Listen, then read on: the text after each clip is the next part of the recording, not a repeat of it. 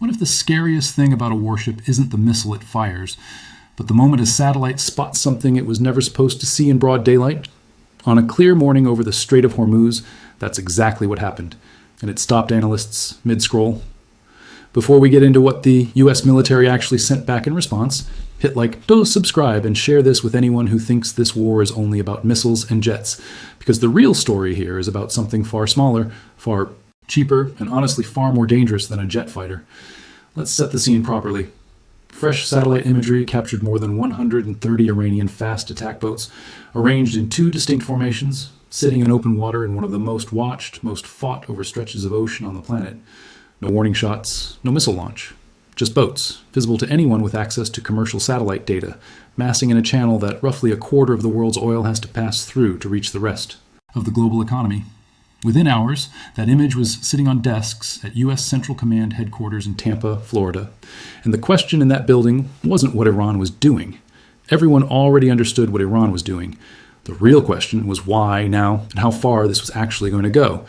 Because by the time those boats showed up on satellite, the United States already had 3 full aircraft carrier strike groups sitting in the region simultaneously. 3. That level of concentrated naval power hadn't happened since the 2003 invasion of Iraq. So before I walk you through what the U.S. military actually sent back in response to those boats, you need to understand something first. This wasn't some sudden overreaction to a surprise. This was a war that had already been running for months, and this particular moment was simply the instant it became impossible for anyone watching to look away. Let's start with what these boats actually are, because the raw number means very little without context. Most of them are small. Fiberglass hulls, aluminum hulls, a scattering of larger patrol craft mixed in with what are essentially armed skiffs. Individually, not one of them could seriously threaten a modern American destroyer. A single Iranian speedboat going up against a guided missile warship isn't really a fight. It's closer to a formality. But Iran was never building this fleet to win a one-on-one engagement. Analysts have nicknamed it the Mosquito Fleet, and the doctrine behind that name is exactly what it sounds like. You don't kill someone with a single mosquito, you overwhelm them, or at least make their life unbearable with hundreds of them coming from every direction at once, faster than a radar operator can track, faster than a commander can decide which contact is the real threat and which one is a decoy. It's asymmetric warfare, built specifically because Iran knows it can never win a conventional naval war against a full American carrier strike group. So instead of trying to match that firepower directly, Iran built quantity, speed, and unpredictability instead.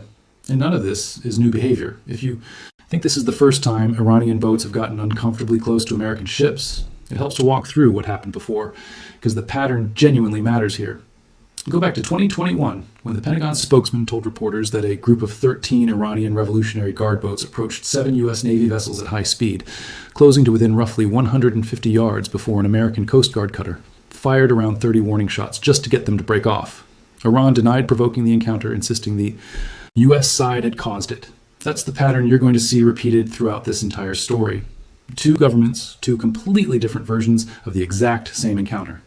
Fast forward to 2023. The U.S. Navy released footage of Iranian Revolutionary Guard boats closing to within roughly 50 yards of an American patrol ship and an expeditionary transport vessel. The standoff lasted almost an hour before the American crew fired a warning flare and repeatedly sounded the ship's horn to force them off. Official Navy language at the time called the encounter unsafe and unprofessional. Keep that specific phrase in mind because you're going to hear something close to it again in a much bigger context later in this story. Around that same period, Iranian state media released footage showing Revolutionary Guard speedboats forcing a U.S. helicopter carrier to actually ground its aircraft mid-operation in the strait, and an Iranian commander bragged about it publicly to a room full of officers. That same year, an unmanned U.S. Navy surface drone transited the strait while Iranian forces shadowed it closely the entire way. No incident occurred, according to the Navy, but the message was unmistakable. We are watching everything you put in this water. So by the time this year's crisis fully unfolded, nobody inside the Pentagon looked at a satellite photo of Iranian boats and thought that was strange. They'd watched this exact kind of behavior play out at a smaller scale for years already. What actually changed this year wasn't the tactic itself. It was the scale, and it was the fact that both sides were now using live weapons instead of warning shots and flares. There's also a psychological layer to all of this that rarely gets discussed, and it's worth slowing down on for a moment. Every one of those earlier close encounters wasn't really about winning a fight in any conventional sense. It was about forcing an American commander to make a split-second decision using imperfect information. Do you fire on a boat that might just be shadowing you out of habit? Or do you wait and risk letting a genuine threat get within striking? Range? Multiply that single decision by dozens of boats approaching simultaneously from different bearings, some of them decoys, some of them not, and you start to understand why the Pentagon takes the mosquito fleet doctrine so seriously. It was never really about raw naval firepower at all. It's about overwhelming human judgment under intense pressure, and that's a genuinely harder problem to solve just by building a bigger ship. Here's why any of this actually matters beyond a regional dispute between two militaries. The Strait of Hormuz at its narrowest. Point is only about 21 nautical miles wide. Shipping traffic has to squeeze through two lanes, each roughly a mile across, separated by a 2-mile buffer zone in between. Through that narrow gap moves something close to a quarter of the entire world's seaborne oil trade, and a comparable share of the planet's liquefied natural gas. When boats start massing inside a choke point that narrow, it doesn't matter who you are. Oil traders in Singapore notice immediately. Shipping insurers in London notice immediately. Naval planners in Washington notice immediately. Everyone is paying attention within minutes, not days. But that buildup of boats didn't appear out of nowhere. If this is the first thing you've seen about this particular crisis, you're walking straight into the middle of a war that had already been running for months, and none of it makes real sense without going back to where it actually started. Rewind to the end of February this year. The date most reporting marks as the beginning of what's now widely called the 2026 Iran War. The United States and Israel launched coordinated airstrikes against Iranian military targets, and among those killed in that opening wave was Iran's own supreme leader. Multiple wire services confirmed it within hours. This isn't a small detail buried at the bottom of a story. The killing of a sitting supreme leader of the Islamic Republic is, by almost any historical measure, one of the most significant single events in that country's modern political history, and it set the tone for absolutely everything that followed. Because here's the thing about removing a supreme leader. You don't just remove one person, you trigger a succession crisis inside a political system built entirely around that single office. Iran's Assembly of Experts, an 88-member clerical body whose entire purpose is choosing the next supreme leader, moved quickly.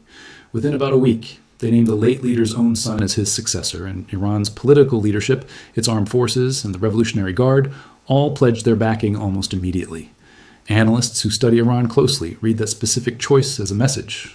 One regional expert described the selection as signaling continuity rather than reform, an act of defiance aimed squarely at Washington and Jerusalem. The underlying message was simple. If the U.S. and Israel believed killing one man would dismantle the system would respond by installing someone just as hardline, if not more so. President Trump himself, in remarks around that same period, added something that made the succession crisis even stranger. He said the strike that killed the supreme leader had actually been so effective that it wiped out most of the likely successors his own administration had been tracking, meaning whoever Iran ultimately chose wasn't going to be someone Washington had anticipated, because, in his words, they were all gone. So you had a hardline installation happening within days, layered directly on top of a strike that had accidentally removed the more moderate alternatives from the pool entirely.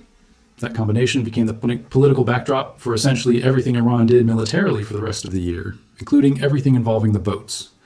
Iran's first major response wasn't military at all, it was economic. Pressure through the strait itself.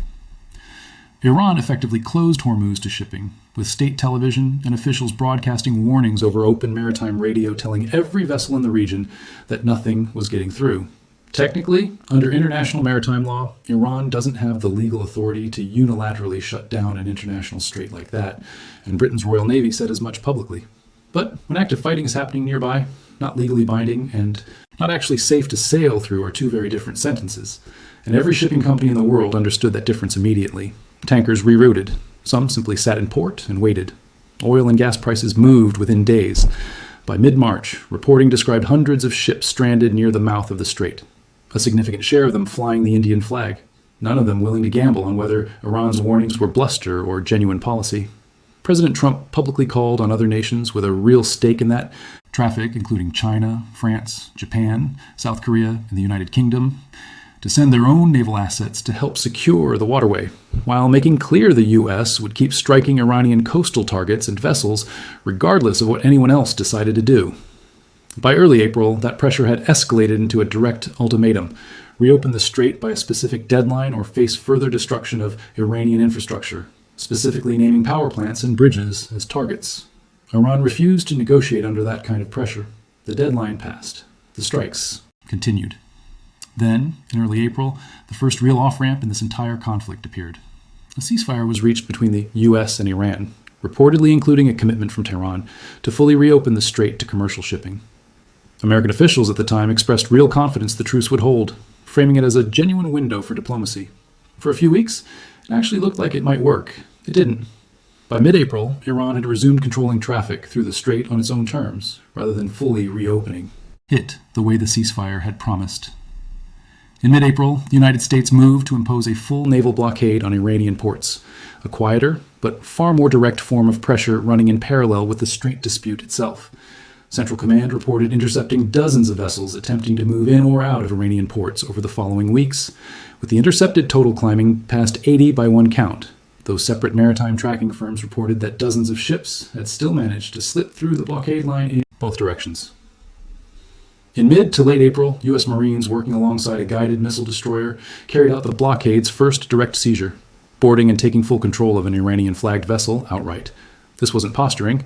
This was an active naval interdiction campaign with real ships, real Marines, and real consequences for anyone caught in the middle. And this is the environment Iran's fast boat fleet became genuinely relevant in again. By early May, with the blockade biting hard and the earlier ceasefire effectively dead in practice, even without anyone formally declaring it over, Iran started pushing its small boat fleet back into the strait in force. Mines were part of that pressure campaign too, not just boats and missiles.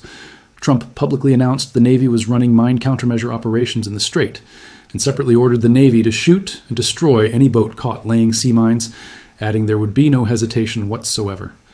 Multiple dedicated mine-countermeasure ships homeported in Bahrain were tied directly to that mission. On the 3rd of May, Trump announced the U.S. military would begin actively helping free up ship traffic through Hormuz, starting the very next morning. That operation got a name, Project Freedom, and it launched the following day. According to Central Command's own statements, Iran responded to the American escort effort by launching cruise missiles, drones, and small attack boats at commercial ships, and in some cases directly at U.S. Navy vessels. The admiral overseeing the theater told reporters that American forces intercepted every incoming cruise missile and drone, and that Apache and Seahawk helicopters sank 6 small Iranian boats in a single morning engagement. Separate tracking of the operation's opening days put the total number of Iranian boats sunk during that specific stretch at 7, alongside a strike that hit a French-flagged commercial vessel. The admiral's language on the record was blunt.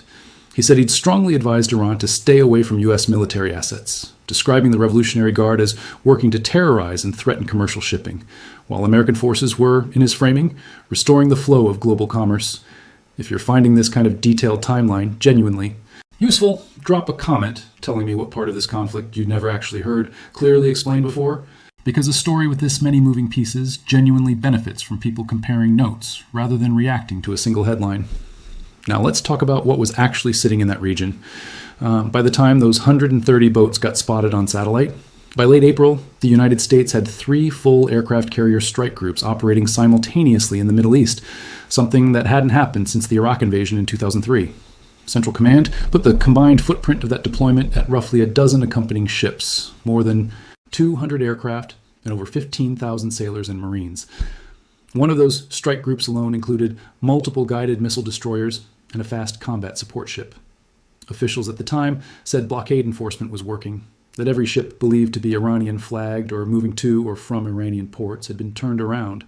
So when Iran's fast boat fleet massed in the strait in force, it wasn't surging against a handful of patrol ships.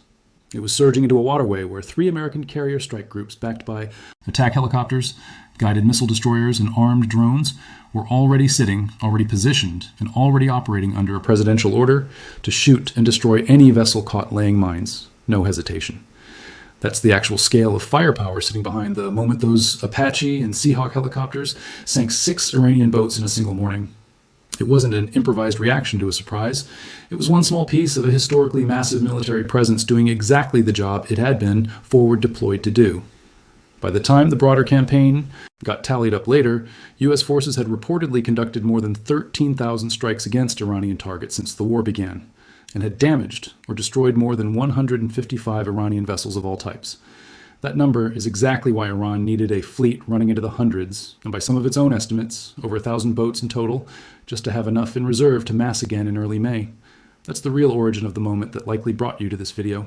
More than 130 Iranian fast attack boats, confirmed by satellite imagery, sitting in two formations inside the strait, spotted right around the time the United States had a dedicated operation actively working to protect shipping through that exact stretch of water. This wasn't a hypothetical standoff on paper. It was boats on one side, helicopters and warships on the other, and a channel barely 21 miles wide at its narrowest, with the entire global oil market watching every single move in real time. And then, days later, Trump paused Project Freedom, citing what he called great progress toward a possible complete and final agreement with Iran. The operation was temporarily halted while that diplomatic track got tested. It's worth being precise here because it genuinely matters. A pause is not an end. The blockade stayed in place. The underlying dispute over the strait stayed in place. The military posture on both sides stayed exactly where it was. What changed was the tempo, not the standoff itself. If this kind of careful, honest breakdown is exactly why. You keep coming back to this channel, tap subscribe now, because this particular story is genuinely still unfolding in real time. Now here's where the story becomes genuinely contested, and I think it's more honest to say that plainly than to smooth it over the way a lot of coverage tends to. Iranian state media outlets published pieces in the following weeks framing the outcome completely differently than American officials did, describing Iran's speedboat fleet as having turned the Strait of Hormuz into what they called a no-go zone for American naval forces, and characterizing U.S. claims about degrading Iran's navy as hollow rhetoric the facts on the water disproved. Iranian sources also claimed the Revolutionary Guard could field anywhere from hundreds to well over 1,000 small attack boats, dispersed across hardened mountain bunkers and remote island sites, specifically so no single strike could wipe out the fleet in one blow. I want to be really clear about something here. Those are claims from Iranian state media. They aren't independently verified by Central Command, by International Wire Services, or by any independent Western outlet. They should be treated as one government's version of events, produced by a state-controlled broadcaster with an obvious interest in projecting strength no matter what actually happened on the water. And to be fair, in the other direction, American officials also made claims at points that went further than what's been independently verified elsewhere. President Trump, at various points, said Iran's navy had been essentially wiped out, with some statements describing Iranian submarines as destroyed and the rest of the fleet soon to follow. Iranian outlets rejected that completely. The honest version of the truth almost certainly sits somewhere between two governments, each telling the story in the way that serves them best. What can be said with more confidence, because it's backed by independent reporting from multiple outlets, is that the fighting didn't stay paused for long. By early July, the United States launched what it described as powerful retaliatory strikes on Iran after Iranian forces attacked 3 commercial vessels transiting the strait, a Marshall Islands flagged tanker, a Saudi-flagged vessel, and a Liberian-flagged ship. That same week, Iranian state television broadcast footage of hundreds of thousands of mourners marching toward a mosque for a funeral procession honoring the slain supreme leader, with some marchers photographed calling for revenge against both the American president and the Israeli prime minister. At a NATO summit around that same period, Trump described the broader conflict in strikingly bureaucratic terms, calling it not really a war at all, but what he termed a denuclearization operation targeting Iran. The escalation that followed was serious. U.S. forces launched additional strikes over the following days, hitting what officials described as dozens of targets across multiple locations, using precision munitions aimed at degrading Iran's ability to keep attacking international shipping.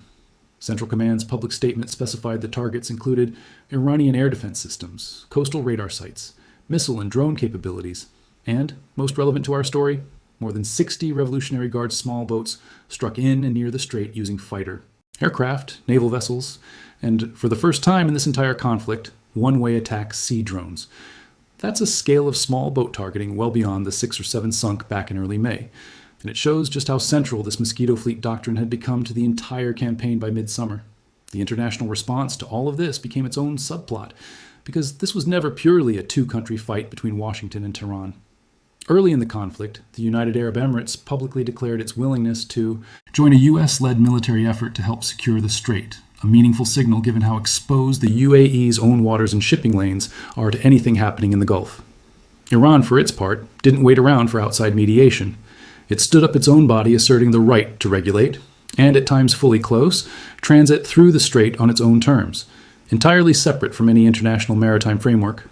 That body later declared, in the aftermath of the July strikes, that the strait would remain closed until further notice, even as Central Command insisted commercial traffic was still moving. NATO's involvement stayed largely diplomatic rather than military, with alliance leadership indicating they were preparing for a possible support role without committing forces directly into the fighting.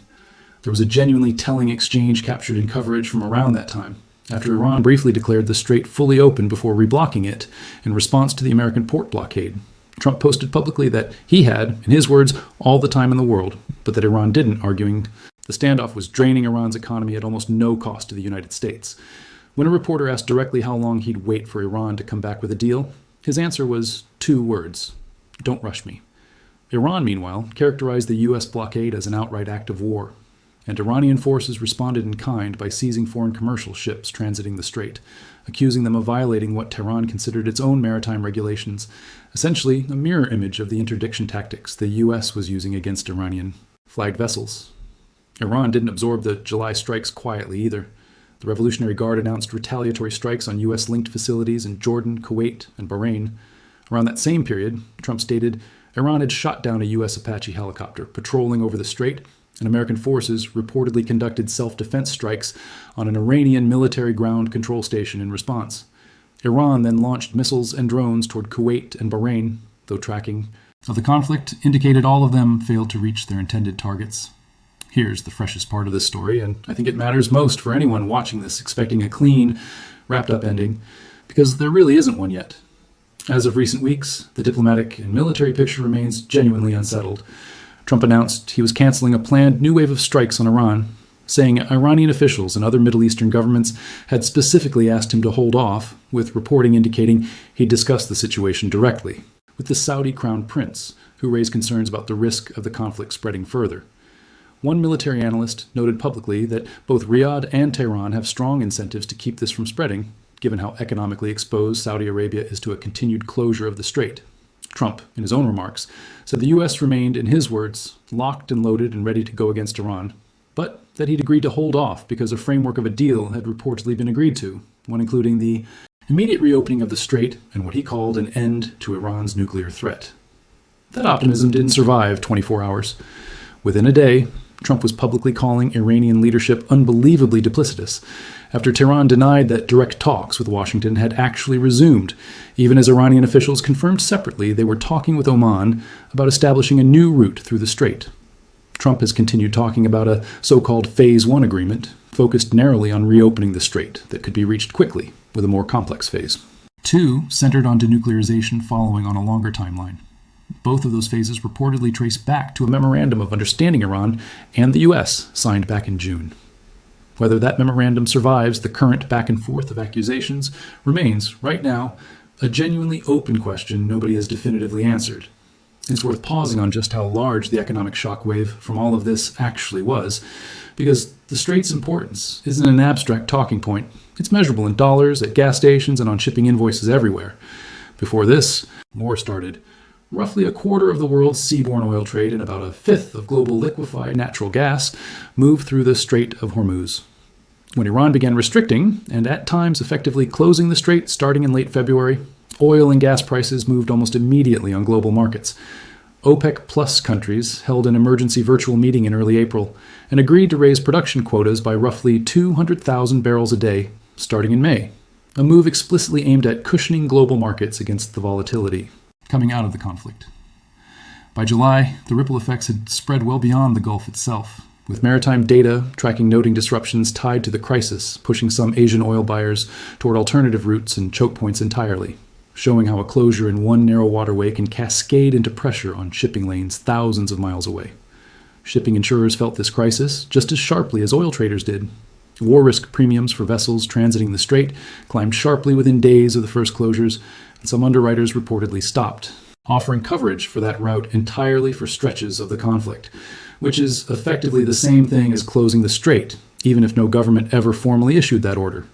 For a shipping company, an uninsurable route and a physically blocked route cost almost the same amount of money, which is part of why so many operators chose to simply sit in port rather than gamble on a single transit. The human logistics side of this was just as real as the financial side.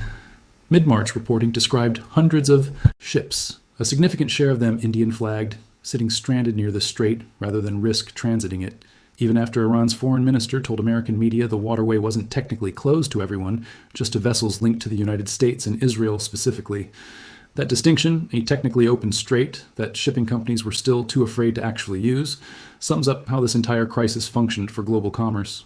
Rarely a hard, total blockade, but a persistent, expensive climate of risk that made insurers, ship owners, and entire national economies change their behavior, regardless of what the formal rules on paper actually said. It's worth putting a real human cost on this too, because a story about boats and satellites can start to feel abstract if you only talk about it in terms of hardware and headlines. Tracking of the broader crisis puts the documented toll, as of the most recently compiled figures, at 1 tugboat sunk, at least 17 merchant ships damaged, roughly 7 of those reportedly abandoned by their crews, 2 merchant ships captured outright, 12 seafarers killed or missing, and 1 port worker killed with 2 more wounded in a separate incident. Those aren't abstractions. Those are ordinary sailors doing ordinary cargo runs, who got caught in a choke point that turned into a war zone almost overnight.